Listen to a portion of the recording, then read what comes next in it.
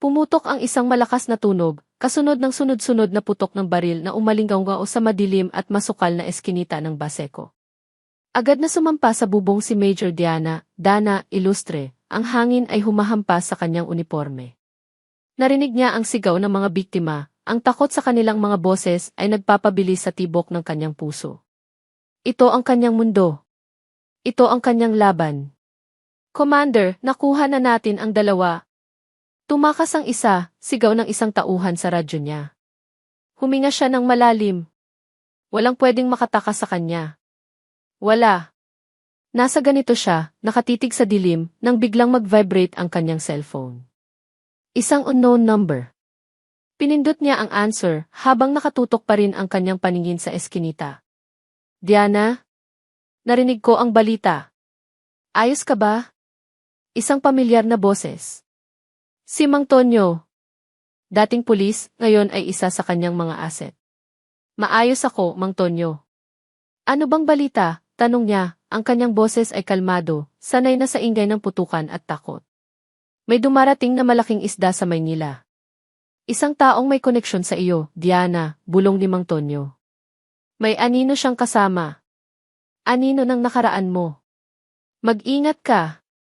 Biglang bumilis ang tibok ng puso ni Dana. Ngunit hindi dahil sa putukan. Hindi dahil sa bilis ng kanyang pagtakbo. Kundi dahil sa kaba na biglang kumalat sa kanyang katawan. Anino ng nakaraan? Sino, Mang Tonyo? Tanong niya, ang kanyang boses ay tila bumubulong na rin. Pero bago pa makasagot si Mang Tonyo, narinig niya ang malakas na sigaw mula sa ibaba, Commander, nakita na namin ang suspect. Pasugod na. Naputol ang linya. Kumunot ang noo ni Dana. Ang babala ni Mang Tonyo ay tila matalim na karayom na tumusok sa kanyang matigas na puso. Pilit niyang binaliwala ito. 8 taon na ang nakalipas. Matagal na. Wala nang makakabalik. Wala nang makakasakit sa kanya. Kinabukasan, isang masayang bahay ang sumalubong kay Major Dana Ilustre. Matanggal na niya ang kanyang uniforme, pinalitan ito ng simpleng t-shirt at pajama. Ang amoy na nilulutong adobo ni Aling Nena, ang kanyang ina, ay bumalot sa buong bahay. Sa sala, abala sa pagguhit si Daniel, ang kanyang anak. Ang 8 taong gulang na batang lalaki ay ang kanyang buhay, ang kanyang mundo, ang dahilan ng kanyang bawat hininga. Mama, sigaw ni Daniel nang makita siya, agad na tumakbo para yakapin siya. Niyakap niya ng mahigpit ang anak. Ito ang kanyang pahinga. Ang kanyang kagalakan. Kamusta ang eskwela, anak? Tanong niya, hinalikan ang noo ni Daniel. Okay lang po, may takdang aralin po kami. Tungkol sa aking ama, sagot ni Daniel, biglang napayuko. Napansin ni Dana ang lungkot sa boses ng anak.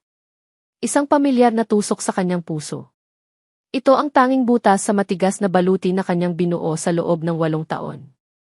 Ang tanong ni Daniel tungkol sa kanyang ama ay palaging nagdudulot ng sakit. Ah, ganoon ba? Ang kanyang ngiti ay pilit. Ano ang isinulat mo? Wala pa po, ma, bulong ni Daniel. Hindi ko po kasi alam kung ano ang isusulat. Niyakap ni Dana ang anak. Okay lang yan, anak.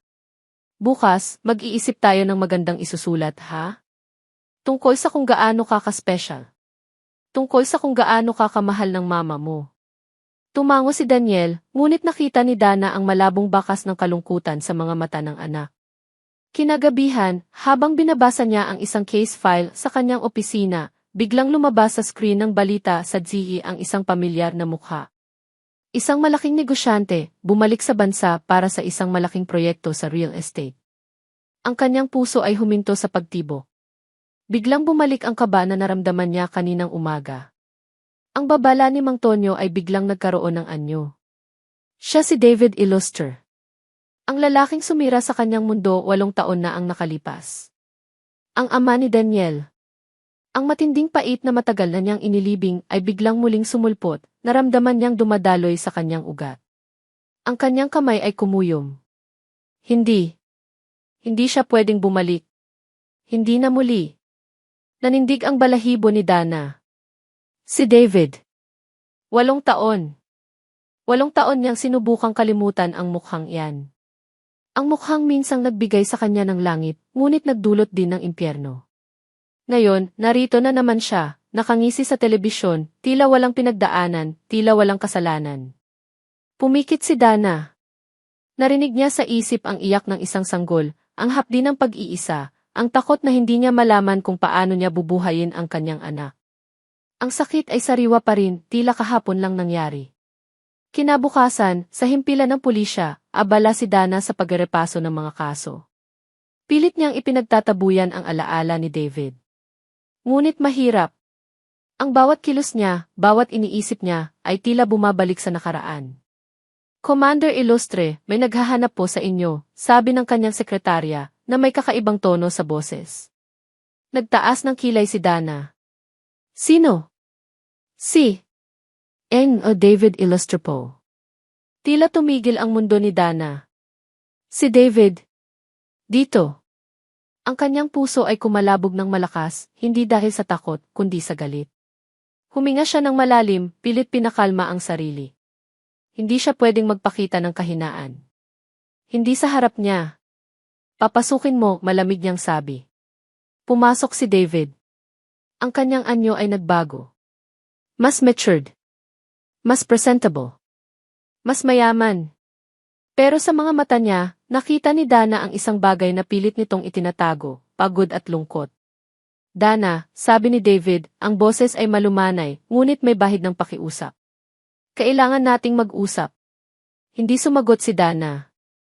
Pinakatitigan lang niya ito, ang kanyang tingin ay matalim, tila tumutusok sa kaluluwa nito. Anong ginagawa mo rito, David? Para sa atin, Dana. Para sa ating mga anak, sagot ni David, at ang huling salita ay tila nagpalipad ng libu-libong karayom sa puso ni Dana. Ating mga anak. May lakas pa siyang sabihin iyan pagkatapos ng lahat. Wala kang anak dito, David, mariin niyang sabi. Si Daniel ay anak ko. Ako lang ang nagpalaki sa kanya. Ako lang. Alam ko, Dana.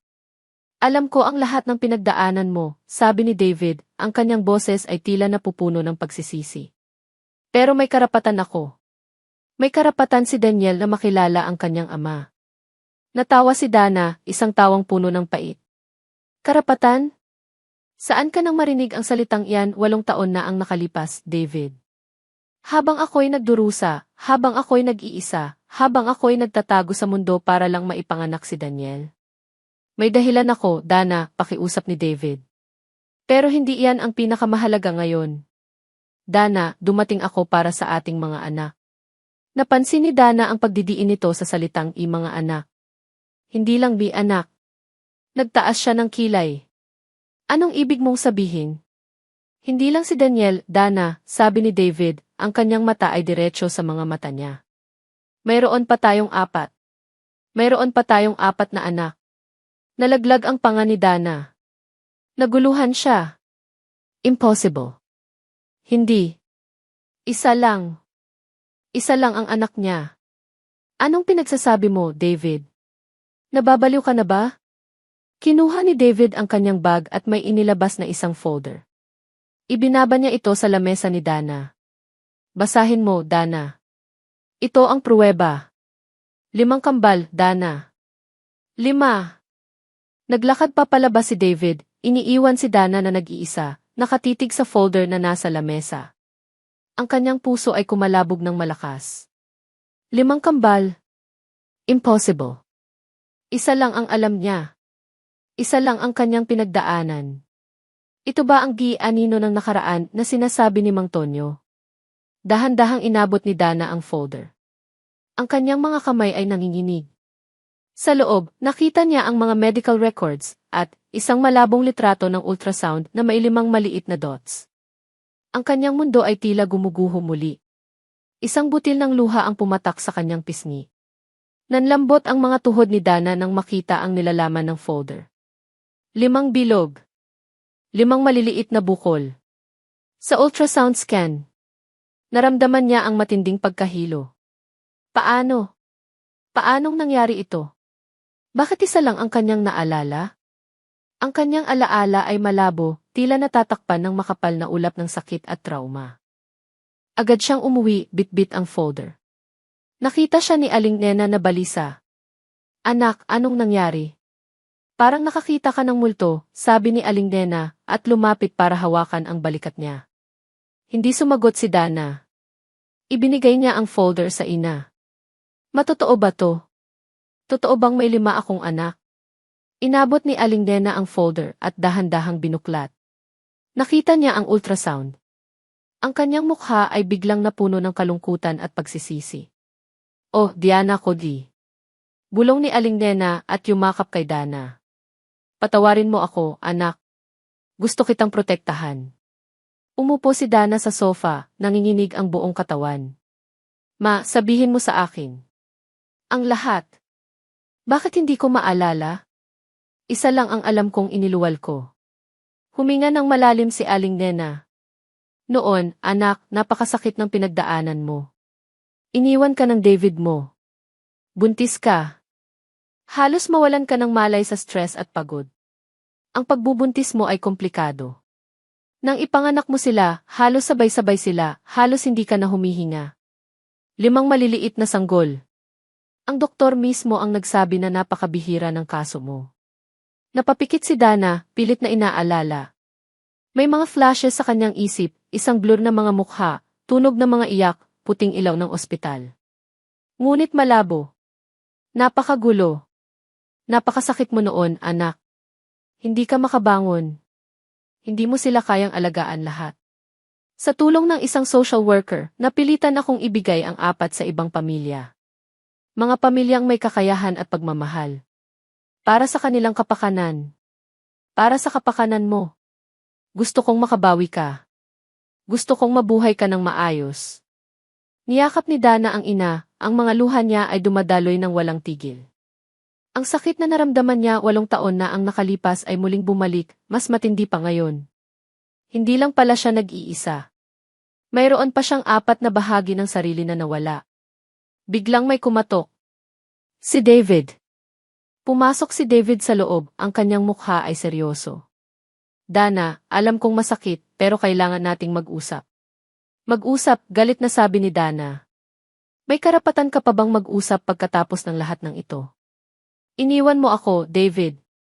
Iniwan mo kaming mag-isa. At ngayon sasabihin mo sa akin na mayroon pa pala kaming 4 na anak. Hindi kita iniwan ng walang dahilan, Dana, sigaw ni David, ang kanyang boses ay puno ng pait. Pinilit ako ng aking ama. Binantaan niya na sisirain niya ang buhay mo, ang reputasyon mo, kung hindi ako lalayo. Kung hindi ako susunod, maging ang iyong pagkapulis ay sisirain niya. Hindi ko kayang ipahamak ka. Bakit hindi mo sinabi sa akin? Bakit hindi mo ako ipinaglaban? Sumbat ni Dana, ang kanyang puso ay naghahalo ang galit at lungkot. Dahil may sakit din ako, Dana, bulong ni David, at biglang napayuko. Isang sakit na ayaw kong ipaalam sa iyo. Sa takot na mag-alala ka at maging pabigat pa ako. Gusto kong ayusin muna ang lahat bago ako bumalik. Gusto kong maging karapat-dapat sa iyo at sa mga anak natin. Naramdaman ni Dana ang pagkabigla. Sakit. Anong sakit? Ngunit bago pa siya makatanong, biglang may kumatok ng malakas sa pintuan. Major Illuster. May padala po. Binuksan ni Aling Nena ang pinto. Isang tao ang nagbigay ng isang legal notice. Pagtingin ni Dana, ang kanyang mga mata ay nanlaki. Ito ay mula sa abogado ni David. Isang petisyon para sa custody ng lahat ng kanyang mga anak. Nagtaas ng kilay si Dana, tiningnan si David. Ito pala ang dahilan. Hindi lang siya bumalik para makipag-ayos. Bumalik siya para kunin ang mga bata. Ang sakit sa kanyang puso ay lumalala. Hindi niya hahayaan ito. Ang tingin ni Dana sa akin ay tila patalim na tumatago sa puso ko. Alam kong nasasaktan ko siya. Alam kong hindi sapat ang paliwanag ko. Pero kailangan kong gawin ito. Kailangan kong makasama ang mga anak ko. Ang mga anak namin. Kinabukasan, naramdaman ko na agad ang bigat ng labanang ito. Nakipagpulong ako sa aking abogado. Si Attorney Ramirez ay isa sa pinakamahusay sa bansa, ngunit kahit siya ay kinakabahan sa kasong ito. Miss Illustre, hindi ito magiging madali, sabi ni Attorney Ramirez habang binabasa ang mga papeles. Major Illustre, kilala siya. Matibay siya. At ang pagtalikod mo sa kanila 8 taon na ang nakalipas malaking bentahe para sa kanya. Alam ko, sagot ko, mahigpit na nakahawak sa aking noo. Pero kailangan kong gawin ito. Para sa mga anak ko. Para sa 5 anak ko. Ilang araw ang lumipas. Sinubukan kong makipag-ugnayan kay Daniel. Gusto kong makilala siya, maramdaman ang init ng pagiging ama. Pero mahirap. Tuwing pupunta ako sa bahay nila, umiiwas siya. Nagtatago. Minsan, nakikita ko siyang nakatitig sa akin mula sa malayo, ang kanyang mga mata ay puno ng pagtataka at galit. Isang hapon, nakita ko si Daniel na naglalaro sa labas. Lumapit ako, dahan-dahan. Daniel. Bigla siyang tumigil sa paglalaro. Tiningnan niya ako, pagkatapos ay tumakbo papasok sa bahay. Nasaktan ako. Pero alam kong karapatan niyang magalit. Karapatan niyang umilag. Samantala, nagsimula na rin ang labanan sa publiko. Napanood ko sa balita ang mga expose tungkol kay Dana. Mga article na sinisiraan siya. Mga pahayag na siya raw ay pabaya. May kinalaman daw sa pagtatago ng kanyang mga anak. Ang pangalan niya, na dati iginagalang, ay unti-unting dinudungisan. Alam kong si Mayor Garcia ang nasa likod nito. Ramdam ko. Nang araw na yon, habang naglalakad ako sa labas ng aking opisina, isang sasakyan ang huminto sa harapan ko. Bumaba ang bintana. Si Mayor Ramon Garcia. David, bati niya, ang kanyang ngiti ay nakakapanindig balahibo. Narinig ko ang kaso mo. Nagkakaproblema ka yata sa dating nobya mo. Tiningnan ko siya ng diretso sa mata. Hindi ako nagkakaproblema. Inaayos ko ang pamilya ko. Pamilya, natawa siya. Mukhang mahihirapan kang ayusin yan, David. Lalo pat kasama mo ang isang opisyal ng pulisya na may maraming sekreto. Anong gusto mo, Mayor? Tanong ko. Simple lang. Gusto kong mawala si Major Ilustre sa landas ko. At gusto kong magkaroon ng kaunting kontrol sa mga ari-arian ng pamilya mo, sagot niya, na maihalong pagbabanta. Alam mo, ang Maynila ay maliit lang. Maraming pwedeng mangyari sa mga taong ayaw sumunod sa akin. Naintindihan ko. Ito pala ang tunay niyang motibo. Hindi lang simpleng pagtulong sa akin. Gusto niyang gamitin ako. Gusto niyang sirain si Dana. At gusto niyang kunin ang lahat ng mayroon ako. Hindi ko hahayaan yan, mariin kong sabi. Tingnan natin, David, sabi niya at ngumiti ng masama bago umalis. Pagkatapos ng pag-uusap na iyon, mas lalo akong nagkaroon ng determinasyon. Hindi lang ito tungkol sa akin at kay Dana. Tungkol na rin ito sa kaligtasan ng mga anak namin. Sa gitna ng lahat ng kaguluhang ito, nakarinig ako ng isang pamilyar na tunog. Ang aking cellphone. Isang tawag mula sa isang social worker. Matagal ko nang hinahanap. Matagal na. N. Illuster. May balita po ako tungkol sa isa sa inyong mga anak, sabi ng babae sa kabilang linya. Nasa isang baryo po sa Tondo. Ang pangalan niya. Danica. Biglang lumiwanag ang aking mundo. Isang pag-asa. Sa gitna ng dilim na bumabalot sa akin, may liwanag na sumilay. Si Danica. Isang hakbang papalapit sa pagbuo ng aking pamilya. Naramdaman ko ang paglamig ng dugo ko nang marinig ko kay David ang pangalang Danica. Isa sa 4 na hindi ko naalala, hindi ko nasilayan, hindi ko nakapiling. Ang sakit ay tila bagong sugat na muling dinukot. Ngunit sa gitna ng sakit, may isang munting apoy ng pag-asa na sumiklab. Sana ay maayos siya. Sana ay masaya siya. Kinaumagahan, tila may bagong misyon ako. Hindi lang ito tungkol sa akin at kay David. Tungkol ito sa aming mga anak. Tumawag ako kay David at sa kabila ng lahat ng galit, kailangan naming magtulungan. CJ, David. Ibigay mo sa akin ang impormasyon. Ako ang didiskarte. Ito ang trabaho ko, malamig kong sabi. Dana, kailangan nating magkasama dito, pakiusap niya. Para ito sa kanila. May punto siya. Hindi ko kayang harapin ito ng mag-isa. CJ. Pero sundin mo ang mga utos ko. Hindi ito personal na lakad. Ito ay operasyon. Nagkita kami sa labas ng isang liblib na barangay sa Tondo. Ang amoy ng basura at alikabok ay bumati sa amin. Ito ang mundo ng kahirapan. Ang mundo na pilit kong iniiwasan na bumalik sa buhay ko.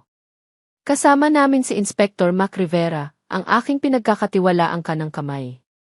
Sir, ma'am, ayon sa impormasyon, sa bandang dulo ng eskinita, sa bahay na may dilaw na pintura, sabi ni Mac, habang tinitingnan ang kanyang mapa. Naglakad kami, ang aming mga mata ay nagmamasid sa paligid. Ang mga tingin ng mga tao ay nakakapanibago, tila may alam sila na hindi namin alam. Naramdaman ko ang kaba sa dibdib ko. Ito ang unang pagkakataon na haharapin ko ang isa sa aking mga anak na hindi si Daniel. Nang makarating kami sa bahay, nakita namin ang isang babaeng naglalabas sa labas. Maraming bata ang naglalaro sa kalye. Isang maliit na batang babae, payat, na may mahabang buhok na nakatali sa isang tirintas, ang naglilinis ng bakuran. Ang kanyang mga mata pamilyar. Tila nakita ko na ang mga matang iyon noon. Danica. Biglang bumilis ang tibok ng puso ko. Ito na nga. Nilapitan namin ang babae. Magandang hapon po, bati ko. Hinahanap po namin ang pamilya po ninyo. Pinagmasdan kami ng babae, nagtataka. Bakit po, ma'am? May problema po ba? Hindi po. Naghahanap po kami ng impormasyon tungkol sa isang bata na baka nakatira dito. Ang pangalan po ay Danica, sabi ni David, ang kanyang boses ay nanginginig sa emosyon. Ang babae ay nagtaas ng kilay. Ah, si Nika. Bakit po? Nilapitan ko ang bata. Ang kanyang mukha, nang tiningnan niya ako, ay tila isang salamin ng aking nakaraan. Ang ilong, ang labi, ang hugis ng mukha. Ganoon na ganoon ang mukha ni David noong bata pa siya. At may bahid din ng akin. Naramdaman ko ang kirot sa dibdib ko. Isang kirot na hindi ko akalaing muling mararamdaman. Sinimulan naming tanungin ang babae tungkol kay Danica. Ikinuwento niya ang kahirapan ng buhay, ang pagsubok na pinagdadaanan nila. Sinabi niyang mabait at masipag si Nika, ngunit mahiyain. Habang nag-uusap kami, biglang may narinig kaming sigaw. Isang grupo ng mga kabataan ang nagmamadali, maihawak na mga patalim. Hoy, kayo! Anong ginagawa ninyo dito sa teritoryo namin? Sigaw ng isa sa kanila. Nagulantang ang lahat. Agad na inilabas ni Math ang kanyang baril. Nagsimula ng magtakbuhan ang mga tao. Naramdaman ko ang paghawak ni David sa kamay ko. Ang mga kabataan ay lumalapit. Naramdaman ko ang init ng dugo sa aking mga ugat. Ito ang trabaho ko. Ito ang misyon ko. Hindi ko hahayaang mapahamak si Danica. Naramdaman ko ang matinding takot nang makita ko ang mga kabataang maihawak na patalim. Agad kong hinila si Dana palapit sa akin, pilit na pinoprotektahan. Tila bumalik ang lahat ng takot na naramdaman ko 8 taon na ang nakalipas. Ang takot na hindi ko kayang protektahan ang mga mahal ko. Police! Ibalik niyo ang baril niyo sa bulsa niyo, Mac, sigaw ni Dana, habang humaharang sa harap ko. Ang kanyang boses ay matigas, puno ng otoridad. Biglang nagbago ang mga mukha ng mga kabataan. Tila nakakita sila ng halimaw. Si Major Illuster. Ang pangalan niya ay may kapangyarihan. Major Illustre, bulong ng isa sa kanila at umatras sila ng bahagya. Umisi si Dana. Umalis kayo kung ayaw ninyong magkaproblema sa akin. At sa pamilyang ito. Idinikit niya ang kanyang kamay sa balikat ni Nika na nakatago sa likod ng babaeng nag-ampon. Dahan-dahang umatras ang mga kabataan, nagbulungan. Sa wakas, umalis sila. Ang amoy ng takot ay nanatili sa hangin. Huminga ako ng malalim habang nakatitig kay Dana. Ang kanyang katapangan. Ang kanyang lakas. Ito ang babaeng minahal ko. Ito ang babaeng dapat kong ipinaglaban noon. Salamat, Dana, bulong ko. Hindi siya sumagot. Ngunit nakita ko ang bahagyang paglambot ng kanyang mga mata. Niyaya namin ang pamilyang nag-ampon kay Danica na sumama sa amin sa bahay ni Dana. Ayon sa social worker, kailangan naming masuri ang kalagayan ni Danica. Pumayag naman sila sa huli. Ang pagdating ni Danica sa bahay ni Dana ay nagdulot ng gulo. Hindi ko inasahan ang reaksyon ni Daniel. Agad siyang napansin si Nika, ang kanyang mga mata ay nagtataka, nagdududa. Sino siya, Mama? Tanong ni Daniel habang nakakapit sa binti ni Dana. Siya si Nika, anak. Kaibigan natin, sabi ni Dana, ang kanyang boses ay malumanay. Pero lumayo si Daniel. Nagtago sa likod ni Aling Nena.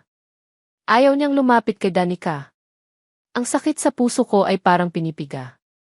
Ang mga anak ko. Magkakapatid sila, pero tila may pader sa pagitan nila. Kinagabihan, habang tulog na si Nika at si Daniel ay nagpapahinga sa kanyang kwarto, kinausap ko si Dana. Kailangan niyang malaman ang buong katotohanan. Lahat. Dana, tawag ko. Umupo siya sa tapat ko, ang kanyang mukha ay seryoso. Kailangan mong malaman ang lahat. Kung bakit ako umalis. Ibinigay ko sa kanya ang mga medical records ko. Ang diagnosis. Ang sakit. Ang mga gamot. Nakita ko ang gulat sa kanyang mukha. Hindi ko ito kayang dalhin sa iyo noon, Dana. Hindi ko kayang maging pabigat pa. Natatakot ako na baka hindi na ako magtatagal. Ayaw kong masaktan ka. Ayaw kong makita kang mahirapan dahil sa akin. Huminto ako, huminga ng malalim. At ang aking ama pinilit niya akong lumayo. Kung hindi, sisirain niya ang pangalan mo. Lahat ng pinaghirapan mo. Naisip ko mas mabuting ako na lang ang magdusa. Mas mabuting kalimutan mo na lang ako. Nakita ko ang pagbabago sa kanyang mga mata. Mula sa galit, naging pagkalito. Pagkatapos, pagdududa. At sa wakas, isang bakas ng sakit. Hindi niya ako agad pinaniwalaan. Pero alam kong narinig niya. At ngayon? Bakit ka bumalik? Tanong niya, ang kanyang boses ay nanginginig. Nakamit ko ang paggaling, Dana. At kailangan kong bumalik. Kailangan kong hanapin ang mga anak natin. Kailangan kong bumawi sa lahat ng nawala sa atin. Biglang nagring ang cellphone ni Dana. Si Inspector Mac Rivera. Narinig ko ang usapan nila. May kinalaman kay Mayor Garcia. Hindi ko alam kung ano, pero ramdam ko ang tensyon. Nang matapos ang tawag, nakita ko si Dana na nakatulala, may kakaibang ekspresyon sa kanyang mukha. Anong problema? Tanong ko. Tiningnan niya ako, ang kanyang mga mata ay may bakas ng hinala. Nalaman ko na may koneksyon si Mayor Garcia sa ama mo, David. At mayroon din siyang koneksyon sa isang dating kaso na hinawakan ko. Lalong kumunot ang noo ko. Naguguluhan ako. Anong ibig niyang sabihin?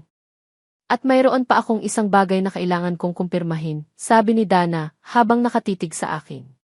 May balita si Maxie na si Mayor Garcia ay may tinatago isang lihim na pagpupulong. Sa isang lugar na malapit sa isang dating ari-arian ng pamilya mo. Bigla akong kinabahan. Lihim na pagpupulong. Ito ba ang dahilan kung bakit niya sinisiraan si Dana? Ang mga salita ni David tungkol sa kanyang sakit ay umalinggaw sa aking isipan. Ang folder na kanyang ibinigay ay nakapatong pa rin sa lamesa ko, tila nag-imbita sa akin na suriin ang bawat detalye. Maaari bang totoo ang lahat?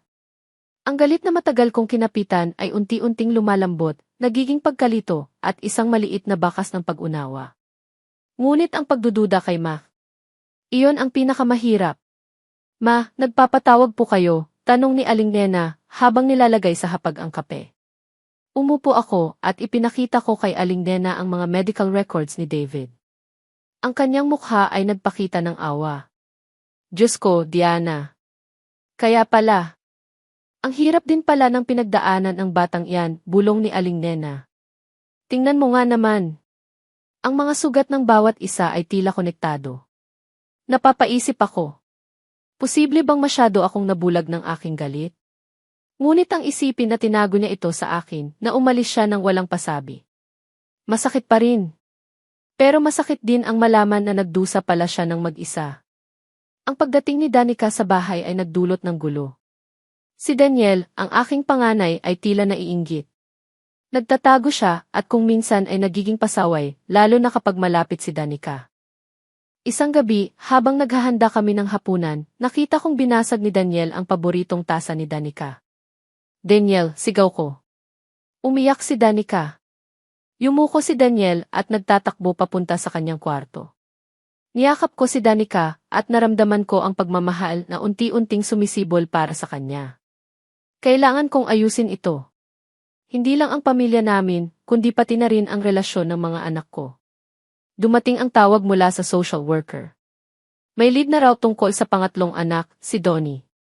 Nakatira raw ito sa isang pamilya sa isang lugar na kilala sa pagkakaroon ng koneksyon sa iligal na gawain. Narinig ko ang pangalan ng lugar at may kaba akong naramdaman. Kailangan nating mag-ingat, David, sabi ko kay David sa telepono.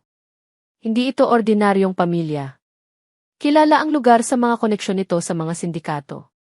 Mas kailangan ko siyang mahanap, Dana. Bago pa mahuli ang lahat, sagot ni David. Nagpasya kaming dalawa na magkasama kaming pupunta. Mas kailangan namin ang isa't isa ngayon. Sumama rin sa amin si Inspector Mac Rivera. Habang nasa sasakyan kami, biglang nag-flash ang notification sa cellphone ni Mac. Nakita ko ang isang mensahe sa screen, isang preview bago pa niya mabuksan. Mayor Garcia, secure the deal. The assets are ours. Bigla akong kinabahan. Mayor Garcia. Assets.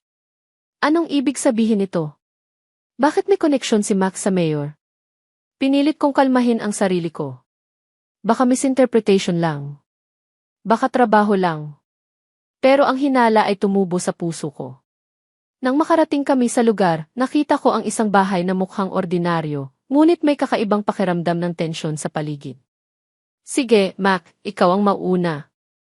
Titingnan natin ang paligid, sabi ko, pilit na pinapanatili ang normal na boses.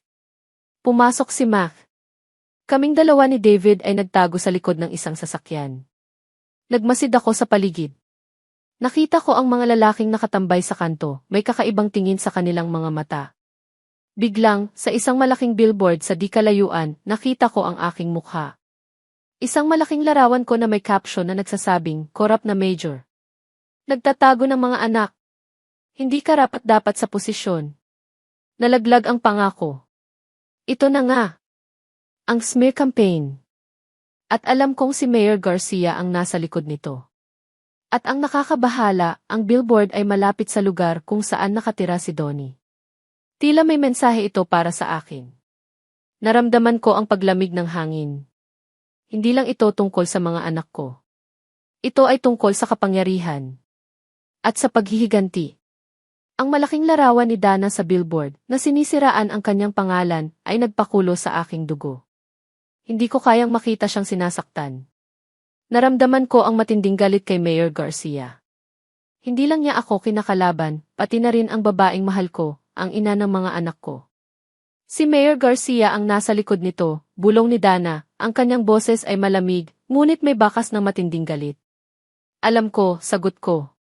Pero mas delikado ito kaysa sa iniisip ko. Alam ko. Lumapit sa akin si Dana, ang kanyang mga mata ay matalim. At may tanong ako sa iyo, David. Si Mac. Inspector Rivera. May connection ba siya sa mayor? Nakita ko ang mensahe sa cellphone niya. Naramdaman ko ang paglamig ng aking katawan. Hinala niya kay Mac? Si Mac na kasama namin sa lahat ng ito. Hindi ko alam, Dana, sagot ko, pilit na pinapanatili ang pagiging kalmado. Pero matagal ko na siyang kasama. Siya ang tumulong sa akin na hanapin ka noon. At siya ang nagbigay sa akin ng impormasyon tungkol sa sakit ko. Hindi ko siya pinagdududahan. Sana nga, David, sabi ni Dana, ang kanyang tingin ay matalim, tila sinusuri ang bawat galaw ko. Ang pagdududa ay nakaukit sa kanyang mukha. Sa kabila ng tensyon sa pagitan namin at ang hinala ni Dana kay Mac, kinailangan naming magpatuloy. Kailangan naming mahanap si Donnie. Pumasok kami sa loob ng bahay na itinuro ng social worker. Nakita namin ang isang pamilya na tila hindi maayos. Ang bahay ay magulo at ang mga bata ay tila takot. Naramdaman ko ang kaba sa aking dibdib. Isang batang lalaki ang lumapit sa amin.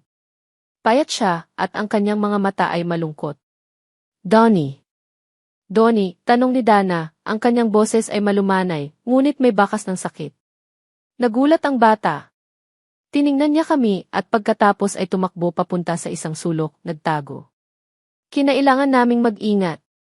Ang pamilyang nag-ampon kay Donnie ay tila konektado sa isang sindikato na pinapatakbo ni Mayor Garcia. Alam nila kung sino kami. Kailangan nating alisin ang bata dito, bulong ni Dana. Hindi siya ligtas dito. Habang pilit kong kinakausap ang pamilya, narinig namin ang tunog ng mga sirena ng pulis. Hindi ito ang mga pulis na kasama namin. Ambush, sigaw ni Mac. Sila ang mga tauhan ng mayor. Biglang nagkagulo. Nagsimulang magtakbuhan ang mga tao. Kinuha ni Dana si Donnie at hinila ako papalabas ng bahay. Lumabas kami at nakita ko ang mga tauhan ng mayor na nakatayo sa labas, ay hawak ng mga baril. Major Illuster. N. Illuster. Sumuko na kayo, sigaw ng isa sa kanila. Nagpaputok sila. Hinila ko si Dana at si Donnie sa likod ng isang sasakyan. Sumiklab ang putukan. Nagsimulang lumaban si Math. Habang nagtatago kami, naramdaman ko ang paghawak ni Donnie sa aking kamay. Ang kanyang maliit na kamay ay nanginginig. Pinilit kong maging matapang para sa kanya. Daddy, takot po ako, bulong niya. Naramdaman ko ang matinding hapdi sa aking dibdib. Daddy. Ito ang unang beses na tinawag niya akong daddy. Huwag kang matakot, anak, bulong ko, habang mahigpit siyang niyakap. Hindi ka pababayaan ni daddy. Sa gitna ng putukan, nakita ko si Daniel na tumatakbo papalapit sa amin. Nakasunod siya sa amin. Daniel. Anong ginagawa mo dito? Sigaw ni Dana. Ma. Papa, sigaw ni Daniel. Tutulungan ko po kayo. Niyakap ko si Daniel. Ang aking mga anak. Dito. Sa panganib. Naramdaman ko ang matinding lakas na bumalot sa akin. Para sa kanila, gagawin ko ang lahat. Nagawa naming makatakas. Bitbit namin si Donnie at si Daniel ay nakakapit sa akin. Ngunit nang makarating kami sa labas ng barangay, nakita namin ang isang pulis na naghihintay. May hawak siyang custody order. Para sa lahat ng 5 anak. N. Illuster, Major Illuster. Ang mayor po ang nagbigay ng utos. Kailangan naming kunin ang mga bata. Nanlumo ako. Hindi. Hindi ito maaaring mangyari. Hindi na naman. Ang custody order. Ang mga salitang iyon ay tila kidlat na tumama sa akin. Hindi pa kami nakakabawi mula sa pagliligtas kay Donnie, at ngayon, ang mayor ay mailigal na papel na para kunin ang mga anak ko. Ang mga anak namin. Pakiramdam ko, nawawalan ako ng kontrol sa lahat. Nang araw na yon, sa opisina ko, naramdaman ko ang bigat ng mundo sa aking mga balikat. Si Daniel at Danica ay kasama ni Aling Nena sa bahay, habang si Donnie ay dinala sa isang temporary shelter, sa ilalim ng kustodya ng pulisya, pansamantala. Ngunit alam kong hindi ito magtatagal. Dumating ang araw ng paglilitis. Ang tensyon sa korte ay nakakabingi. Ang bawat sulyap, bawat bulong, ay tila humuhusga sa akin. Nakaupo ako sa tapat ni David, ang aming mga mukha ay parehong balisa. Nasa kabilang panig naman si Mayor Ramon Garcia, nakangisi, tila nagtatagumpay na. Major Illustre, totoo ba na ibinigay ninyo ang 4 sa inyong 5 anak sa iba't ibang pamilya pagkatapos ng kapanganakan nila? Tanong ng abogado ni Mayor Garcia. Ang kanyang boses ay malakas at malinaw, tila gustong iparinig sa buong mundo. Naramdaman ko ang paglamig ng aking mga kamay. Pilit kong pinatatag ang aking boses. Opo, sir. At bakit po? Hindi po ba ninyo kayang alagaan ang sarili ninyong mga anak? Ang galit ay kumulo sa aking dibdib. Paano niya ako mahusgahan? Paano niya malalaman ang sakit na pinagdaanan ko? Sa panahong iyon, sir, ako po ay nag-iisa. Iniwan ako ng ama ng mga bata. At ako po ay nasa matinding trauma at kahirapan, sagot ko, pilit pinipigilan ang luha. Trauma? Kahirapan? Hindi po ba sapat na dahilan iyon para pabayaan ang inyong mga anak, Major Illustre? Pakiramdam ko, tinutusok niya ang aking puso. Opposition, sigaw ni David at tumayo. Malicious and irrelevant. Sustained, sabi ng huwes. Ngunit ang pinsala ay nagawa na. Ramdam ko ang mga mata ng mga tao na nakatingin sa akin, puno ng pagdududa. Nagpatuloy ang paglilitis at mas lalo pang lumala ang sitwasyon. Ipinakita ni Mayor Garcia ang mga ebidensya laban sa akin. Hindi lang ang tungkol sa aking mga anak, kundi pati na rin ang tungkol sa isang dating operasyon na pinamunuan ko, kung saan namatay ang isang kasamahan.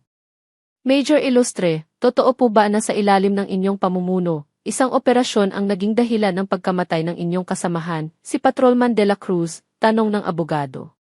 Naramdaman ko ang paglamig ng aking katawan. Ang alaala ay bumalik, ang putukan, ang dugo, ang huling hininga ni De La Cruz. Opo, sir. Naganap po iyon, sagot ko, ang aking boses ay nanginginig. Hindi po ba iyan ay nagpapakita ng inyong kapabayaan? Ng inyong kakulangan bilang isang opisyal? At bilang isang ina? Opposition, sigaw muli ni David. Overruled. Ang mga salita ay tila sumusuntok sa akin. Kapabayaan. Kakulangan. Hindi ko na kaya. Naramdaman ko ang paghina ng aking mga tuhod. Nang magdesisyon ang hukuman, ang aking puso ay tila nabasag. Batay sa mga ebidensyang inilahad, at sa kapakanan ng mga menor de edad, ang korte ay nagpapasya na ipagkaloob ang pansamantalang kustodya ng mga bata kay Mayor Ramon Garcia, sabi ng huwes. Parang nilamon ako ng lupa. Pansamantalang kustodya? Ibig sabihin, mawawala sa akin ang mga anak ko. Mawawala sa akin si Daniel. Tiningnan ko si Daniel na nakaupo sa tabi ni Aling Nena. Ang kanyang mga mata ay nagtatanong, puno ng kalungkutan. Hindi. Hindi ito maaaring mangyari. Sa labas ng korte, naramdaman ko ang pagdagsa ng mga reporter. Ang mga flashlight ay kumikislap. Ang mga tanong ay umalinggaw-ngaw. Major Ilustre, anong masasabi ninyo sa desisyon ng korte? Major Ilustre, nawala na po ba ang inyong mga anak? Naramdaman ko ang pagbagsak ng aking mundo. Lahat ng pinaghirapan ko, lahat ng sakripisyo ko, tila nawala ng biglaan. Naramdaman ko ang pagtulo ng mainit na luha sa aking pisngi. Ito na. Ito ang katapusan. Nang sandaling iyon, isang kamay ang humawak sa aking balikat. Si Inspector Mac Rivera. Major Ilustre, bulong niya, ang kanyang boses ay seryoso. Alam kong masakit ang lahat ng nangyari. Pero hindi pa tapos. May kailangan kang malaman. May inabot siyang isang sobre. Puno ng impormasyon. Ang mayor siya ang utak ng lahat. At mayroon akong pruweba. Nakatitig ako sa kanya. Ang pagdududa ko kanina ay biglang napalitan ng pag-asa. Mayroon pa pala. Mayroon pa kaming laban. Ang mga salita ni Mac ay umalinggaw-ngao sa aking tainga. Ang mayor siya ang utak ng lahat. At mayroon akong pruweba. Para kaming nahulog sa isang malalim na hukay, at biglang may nag-abot sa amin ng isang lubid. Hindi pa tapos ang laban. Hinila ko si Dana palayo sa nagkakagulong media. Naramdaman ko ang paglamig ng kanyang kamay sa aking pagkakahawak. Ang kanyang mukha ay puno pa rin ng sakit, ngunit may munting ningas ng pag-asa sa kanyang mga mata nang tiningnan niya ang sobre sa kamay ni Mac.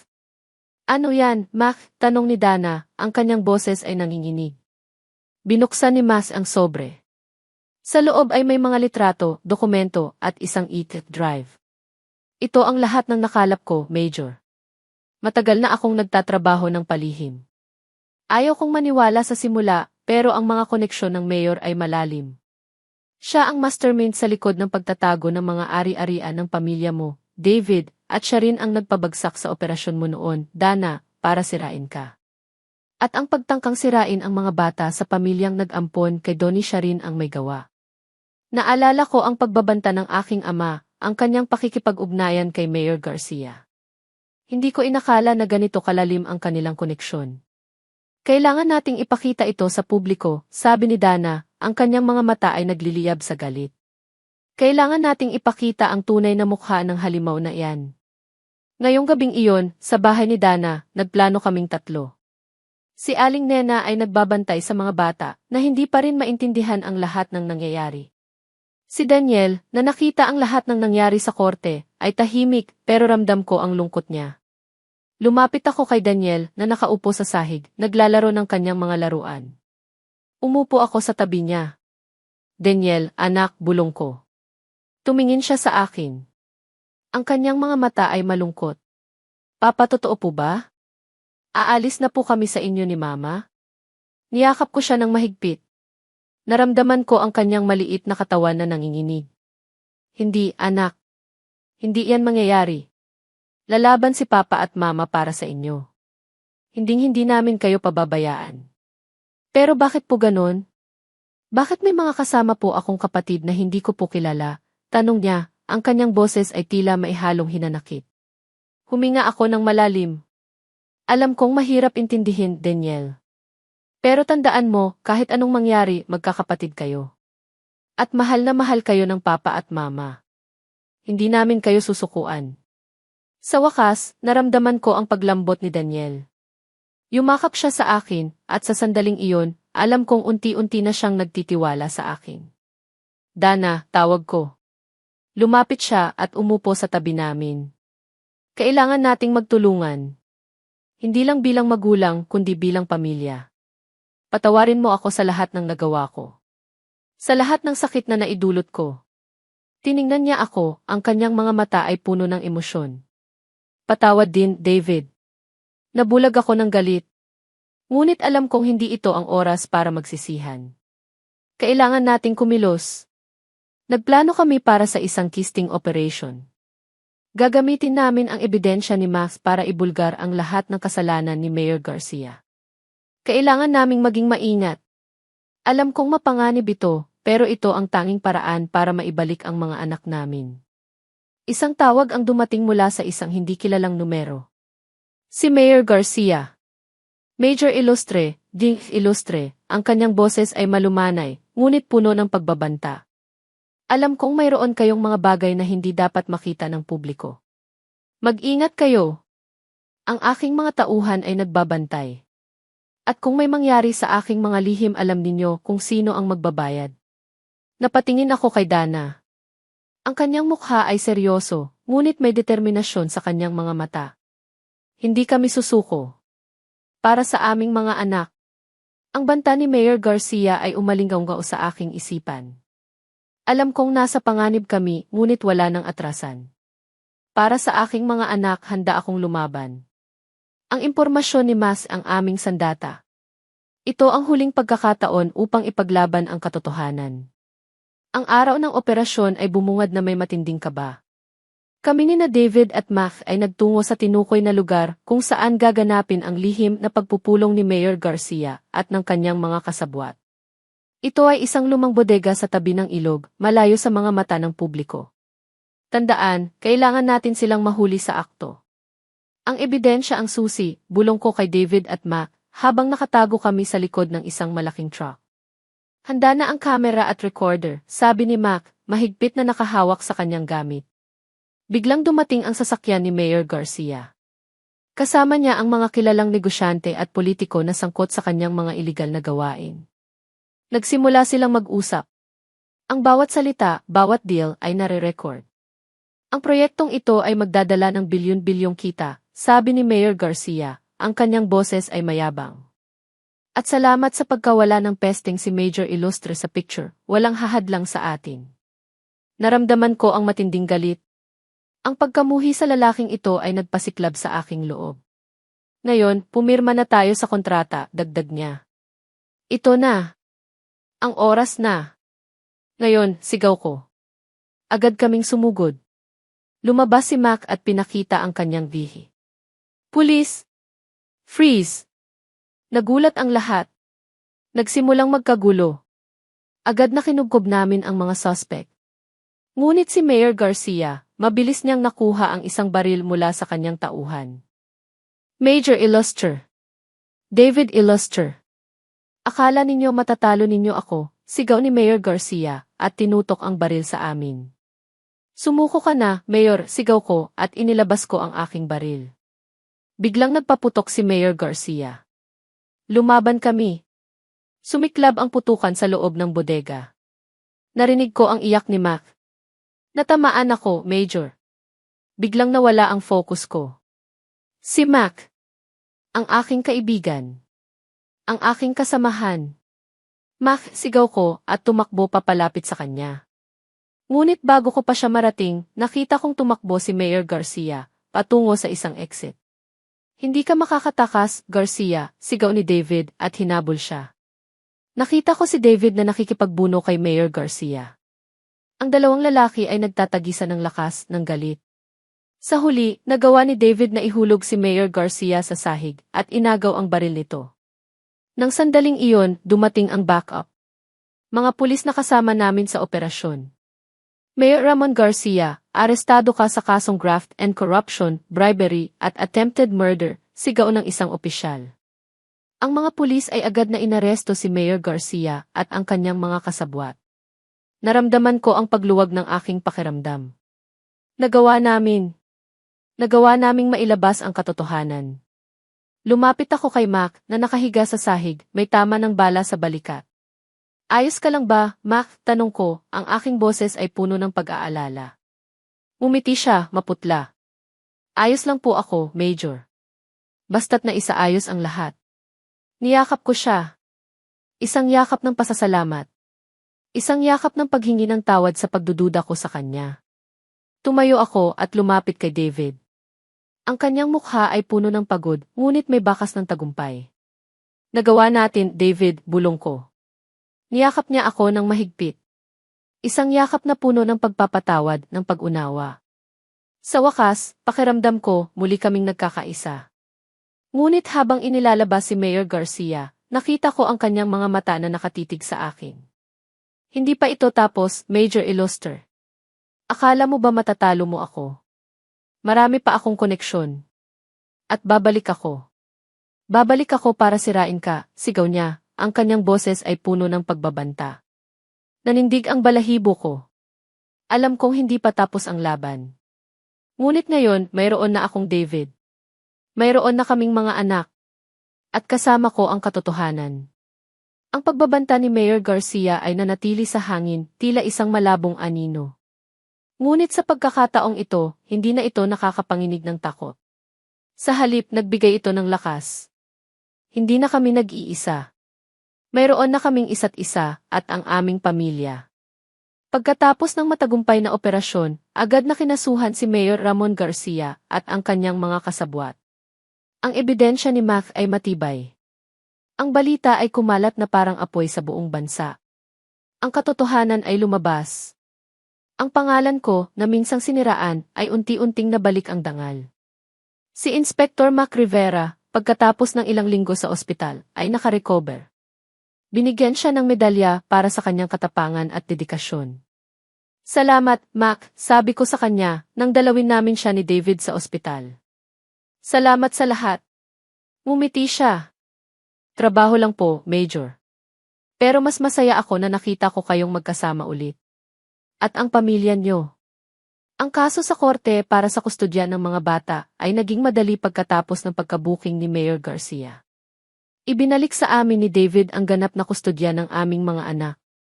Ito ang simula. Ang pagpapagaling ng aming pamilya ay hindi naging madali.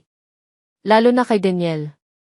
Isang gabi, habang nagbabasa ako ng libro kay Daniel, bigla siyang nagsalita. Mama! Papa kayo na po ba ulit? Niyakap ko siya ng mahigpit. Anak! Kami na ulit. At hindi na kami aalis sa tabi mo. At sa tabi ng mga kapatid mo. Pero hindi ko pa rin po sila kilala, bulong niya, ang kanyang boses ay malungkot. Ito ang aming susunod na misyon. Ang hanapin ang dalawang natitirang kambal at ang pagbuklurin ang aming pamilya. Ang pagtanggap ni Daniel sa akin bilang kanyang ama ay dahan-dahan. Ang bawat pagngiti niya, bawat pagyakap ay tila isang malaking tagumpay. Alam kong matagal pa ang proseso, ngunit handa akong maghintay. Kinausap ko si Dana. Kailangan nating hanapin sina Dina at Dominic. Para sa mga bata. Para sa atin. Tumango siya. Sabay nating haharapin ito. Sa tulong ng social worker at sa mga bagong impormasyon na nakuha namin mula sa investigasyon laban kay Mayor Garcia, nahanap namin sina Dina at Dominic. Hindi naging madali ang proseso. Ang bawat pamilyang nag-ampon ay may sariling kwento, sariling pagmamahal para sa mga bata. Ngunit sa huli, naintindihan nila. Ang pagtatagpo ng 5 kambal ay puno ng luha at tawanan. Si Daniel, sa una, ay naiilang pa rin. Ngunit sa paglipas ng mga araw, unti-unting nawala ang pader sa pagitan nila. Si Danica, na dating mahiyain, ay naging masayahin. Si Donnie ay naging mas malapit kina Daniel at Danica. Sina Dina at Dominic, ang bunso, ay nagdala ng bagong saya sa aming tahanan. 1 taon ang lumipas. Ang pamilya Ilustre ay lumakas. Ang aming bahay ay puno ng tawanan at ingay ng mga bata. Si Daniel, ang aming panganay, ay naging mas protective sa kanyang mga kapatid. Si Danica ay mahilig magbasa. Si Donnie ay naging lider sa kanilang paglalaro. Sina Dina at Dominic ay ang aming mga munting anghel na puno ng enerhiya. Ako, si Major Dana Ilustre, ay nanatiling matatag sa aking posisyon. Ngunit ngayon, mayroon akong bagong lakas. Ang lakas na nanggagaling sa pagpapatawad, sa pagmamahal at sa pagtanggap. Hindi na ako nabulag ng galit. Nakita ko na ang halaga ng ikalawang pagkakataon. Si David Ilustre, ang lalaking minahal ko, ang ama ng aking mga anak, ay naging isang huwarang ama. Binayaran niya ang lahat ng kanyang mga kasalanan. Ipinakita niya ang kanyang tunay na lakas, ang lakas na ipaglaban ang kanyang pamilya. Isang linggo ng umaga, habang nag-aalmusal kami, nakita ko si David na nakangiti, pinagmamasdan ang aming 5 anak na naghahabulan sa sala. Ang sikat ng araw ay tumama sa aming mga mukha. Ito ang aming bagong simula. Mahal kita, Dana, bulong ni David at hinawakan ang kamay ko. Ngumiti ako. Mahal din kita, David. Ang tunay na pagmamahal ay hindi nagtatapos sa pagtanggi. Ito ay lumalago sa pagpapatawad at pagtanggap ng nakaraan at nagbubunga ng lakas para sa hinaharap. Ang aming pamilya, ang pamilya Ilustre, ay ang buhay na patunay nito. Ang 5 ilaw na dati nagkalat, ngayon ay nagkakaisa, nagbibigay liwanag sa aming kinabukasan. Ito na ang aming masaya, komplikado, ngunit buong pamilya.